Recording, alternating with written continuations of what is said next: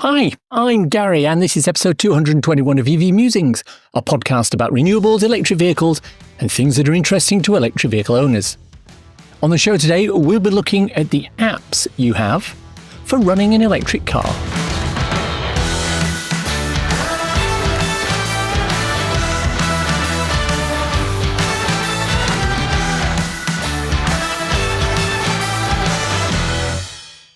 This season of the podcast is sponsored by Zapmap, the free-to-download app that helps EV drivers search, plan, and pay for their charging. Before we start, I wanted to welcome you all back to Season 12 of the podcast. This will be episodes 221 to 240. Over the course of this season, I'm looking to talk about EV fires, EV insurance, tyres, paying for your charge, short-term EV rental, and several other topics that will be interesting to those of you who are looking to get educated about electric vehicles. I'm also hoping to be able to speak to someone from Smart Charge, who are the Sainsbury's charging offering, and Apple Green, who are in the Welcome Break motorway service areas. So stay tuned for that.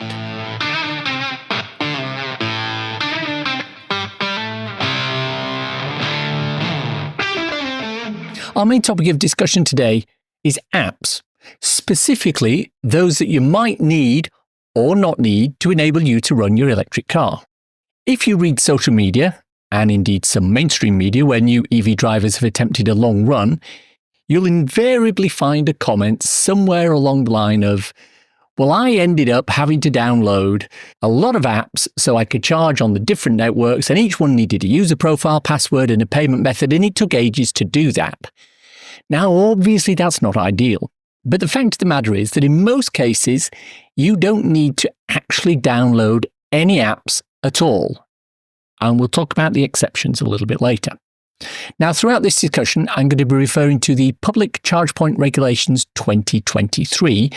We did a whole episode on these back in Season 10, episode 196, link in the show notes.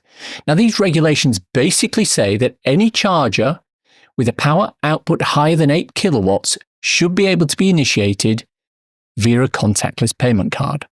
So you don't need an app. But that's unfortunately not the case at the moment for many chargers out there that are legacy units that came in before the regulations were created.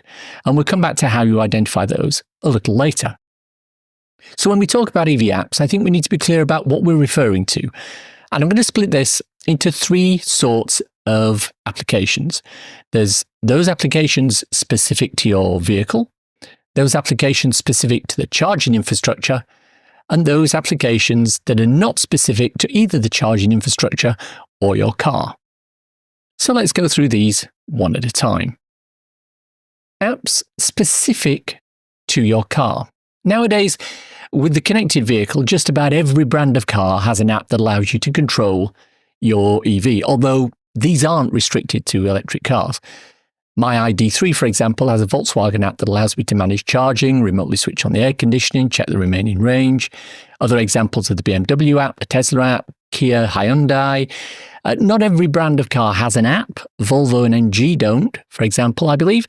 And many cars that are not electric also do have apps. So if I buy a petrol Volkswagen, that was me shuddering, you'll also gain access to the same app, although obviously it won't allow you to do some of the things that the EV version will.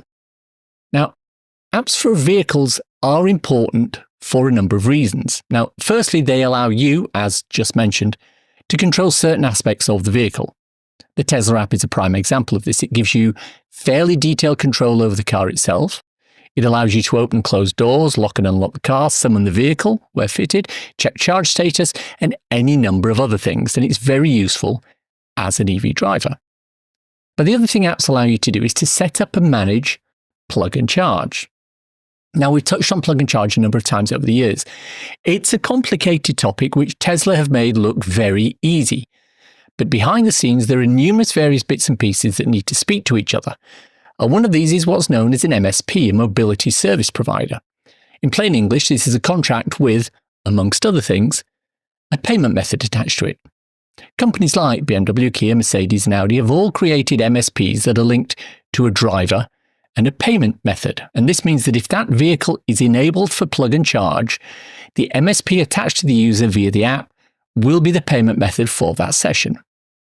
Now, my ID3 app has a segment for plug and charge, which, once I get my software updated to the most recent version, will allow me to plug and charge on whichever networks have enabled plug and charge for VW vehicles, which are, checks notes, Ionity, and possibly the Porsche charging network. But at least it's ready for when this changes. So for these reasons alone, having an app for your car is a useful thing to have. Plus, on mine, VW have a tracker fitted so that if I park in a big car park, I can use the app to find where I left it. Now, that might sound silly, but I went to the Cenex exhibition at the Millbrook Proving Ground last year, and they used the banked oval of the Proving Ground as a car park. And it's quite easy to lose your car on a banked oval where everything looks the same, and there are very few landmarks to differentiate where you are around the circuit. I use the app to locate my car quite easily. So moving on to the second type of app, and that's those specific to the charging infrastructure. And this is the range of apps that cause the most issue for new EV drivers. It seems like every charge point operator asks you to download an app for their network. Most of the main networks have apps. Osprey Charging, Instavolt, Fastned, Ionity, BP Pulse and Shell have apps, and GridServe have recently launched their own app too. Now, I need to say that there is nothing wrong with these apps, and I use some of them myself, and I'll explain why in a moment. But the simple truth is that you don't need an app to do any of the rapid charging networks. As I mentioned earlier, the new Public Charging Point 2023 regulations have seen to that. But if you're a new EV driver and you turn up to a charger, you will invariably see something on the instructions, on the screen or on the charger itself that says, download our app to charge. Now, if you're brand new and you see that, what are you going to do? You're going to download the app.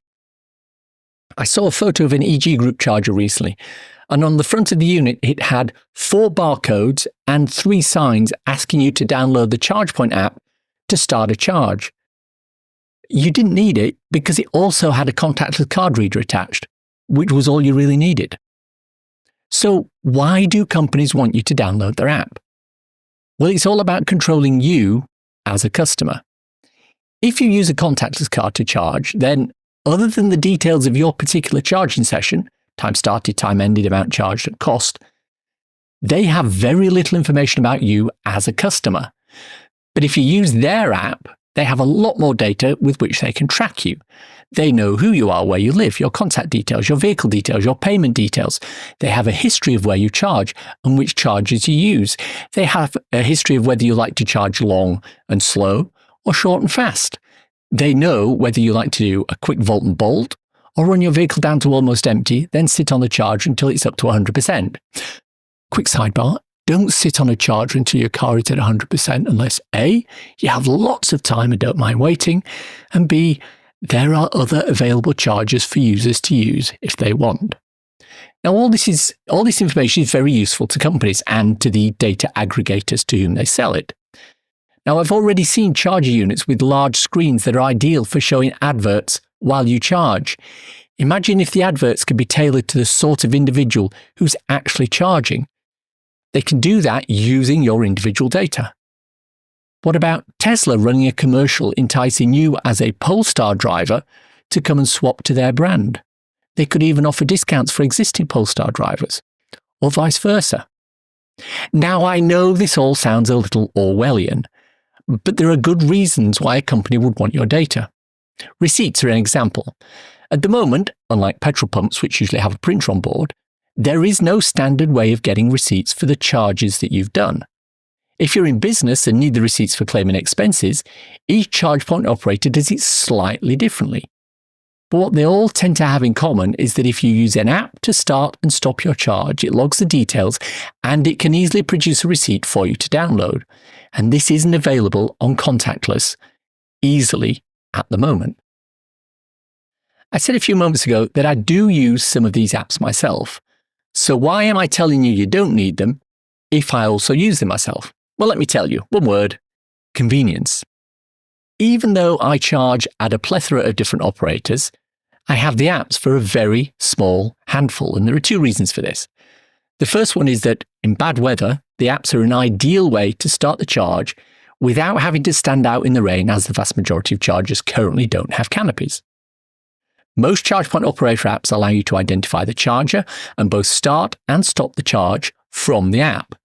So you pull up to the charger in the rain, jump out, quickly plug the cable in, jump back into the car, and continue the charge initiation on the app. It saves you getting wet while you wait for the handshake to take place between the charger and the vehicle. Very convenient. Now, the other reason I use them is because of pricing incentives. There are a number of charge point operators who will give you a discount on public charging if you use their app to initiate the charge. The GridServe app I mentioned earlier was launched with an automatic 20% discount for any charge started via the app. BEEV has a permanent lower price for charging if you use the app instead of contactless, and an even lower rate if you charge off-peak. This can be the difference between paying 75 pence a kilowatt hour and 65 pence a kilowatt hour. If you're putting in 40 kilowatt hours on a charge, that's a saving of £4 on that charge, which is nothing to be sneezed at. The other reason you might need an app is for the slower AC connections, although this isn't cast in stone. The Public Charge Point Regulations 2023, to which I referred earlier, mandate contactless charging only at chargers with a power output of 8 kilowatts or higher. This means that those 7 kilowatt chargers your council may have installed weren't included, nor were the 200 plus chargers that BP Pulse installed in a single car park at the NEC last year. So the only way to start those is via the app or an RFID card. And that's the other reason apps are useful. The reason 8 kilowatts was chosen is because installing a contactless reader on all 7 kilowatt devices is a costly affair and will result in high transaction charges.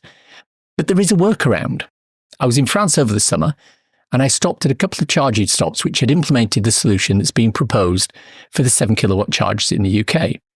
It's not dissimilar to how you pay for parking in a car park. When you park at some car parks, you put your car in a bay, you walk over to a machine, you pay for your parking, often with a payment card, and then you head back to your car with a ticket. Now imagine the same situation, but for charging. You pull into an AC charger, plug in your vehicle, then you walk to a payment unit located nearby, select the charger into which you're plugged, then swipe your contactless card. Now this works really well because it allows payment cards to be used without the need to add expensive card readers to every charger in the car park. One central payment reader controls multiple devices at the same time.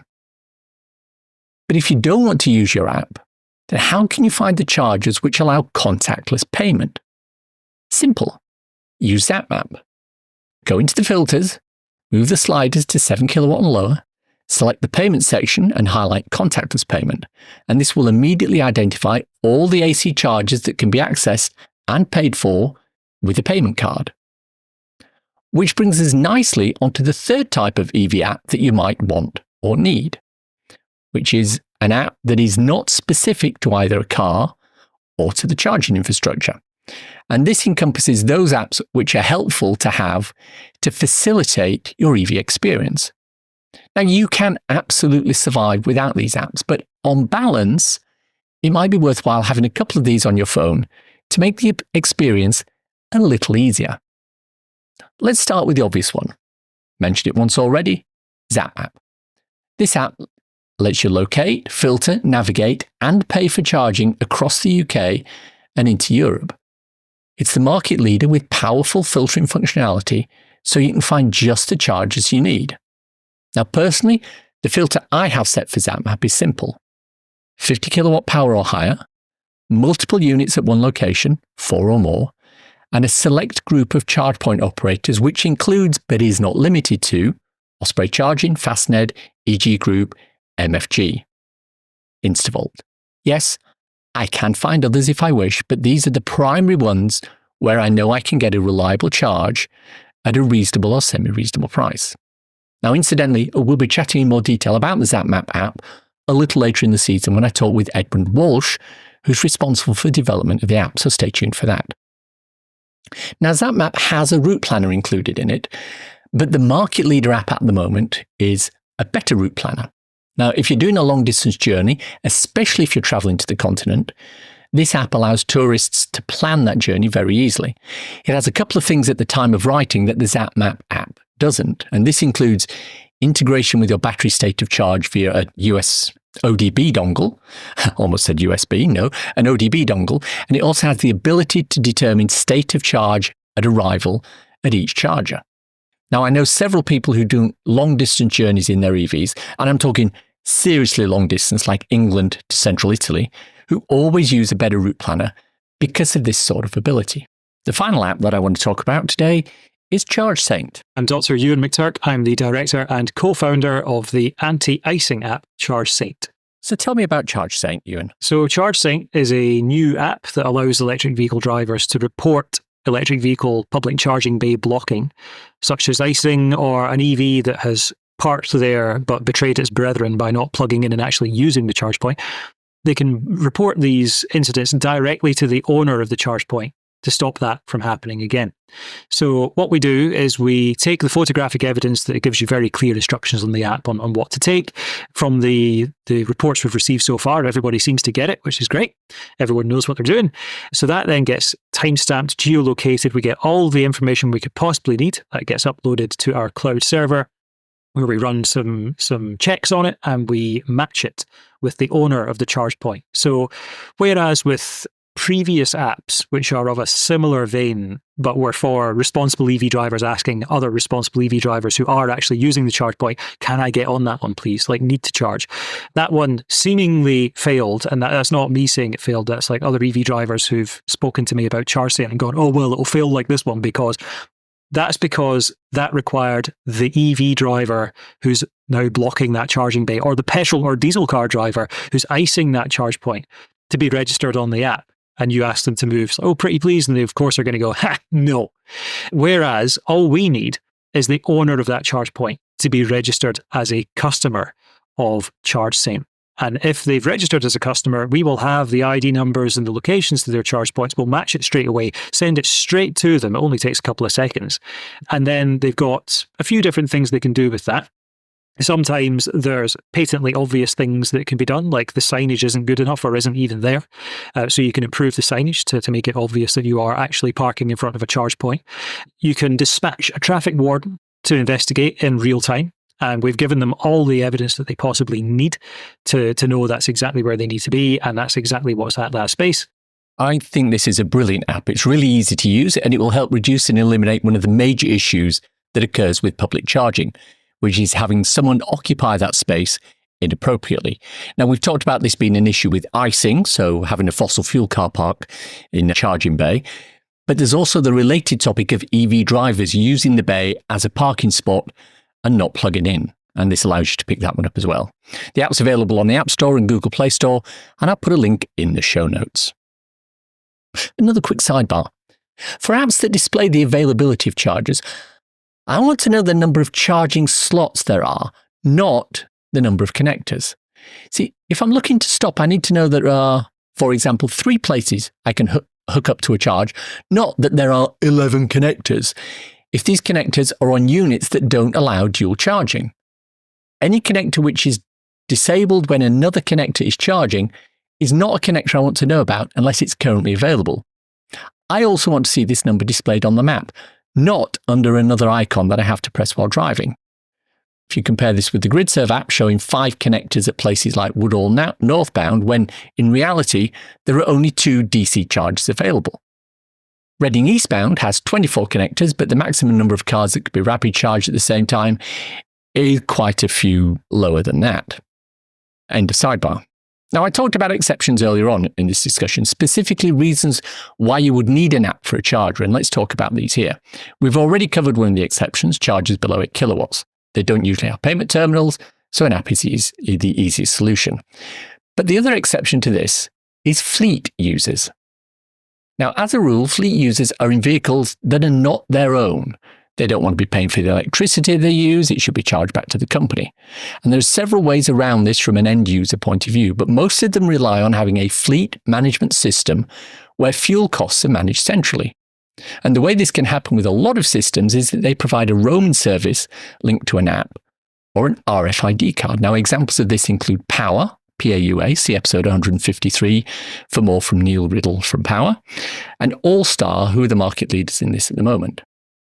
And the benefit of using something like this is that it can be linked to the vehicle rather than the users themselves. So multiple people can use the same car and the costs are all managed centrally.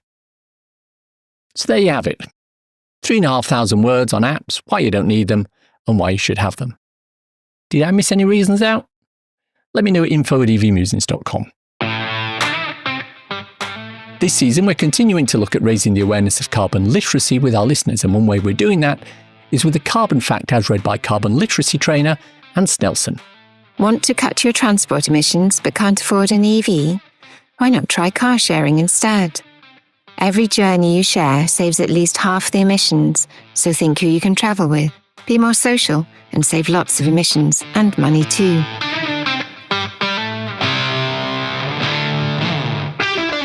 It's time for a cool EV or renewable thing to share with the listeners. Now, I love this website called Electricity Maps.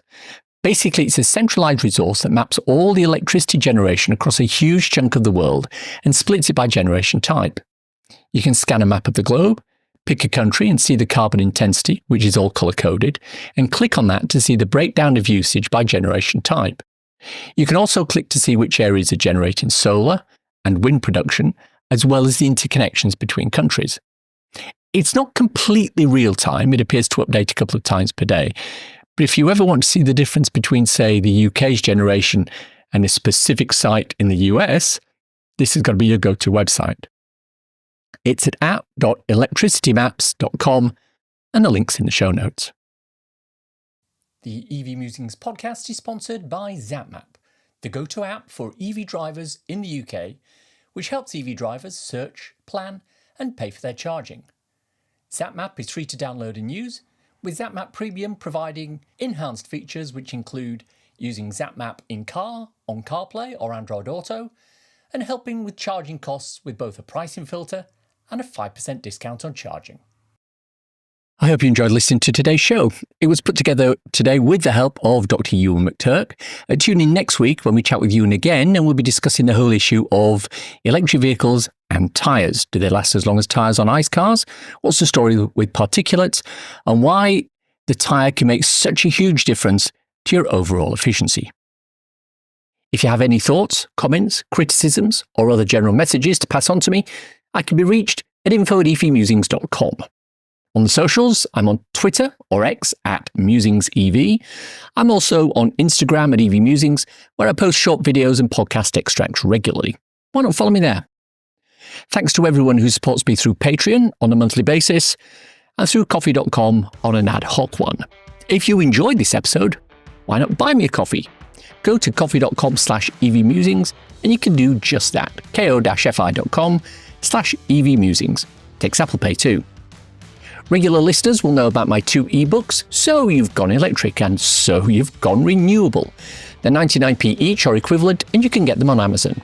Check out the links in the show notes for more information, as well as a link to my regular EV Musings newsletter and associated articles. Now, I know you're probably driving or walking or jogging right now as you listen, but if you can remember, and you enjoyed this episode, drop me a review in iTunes, please. It really helps me out. Thanks as always to my co-founder Simon. You know, he always seems to meet the strangest people while out on the electric unicycle. Only the other day he told me he was heading out to the local forest and he came across some sort of alien ship parked in the little drop-off zone there on the edge. Being a typical Brit, he tutted and decided someone else should take care of it, so he snapped a picture and emailed it to the council. He told them, You can dispatch a traffic warden to investigate in real time, and we've given them all the evidence that they possibly need.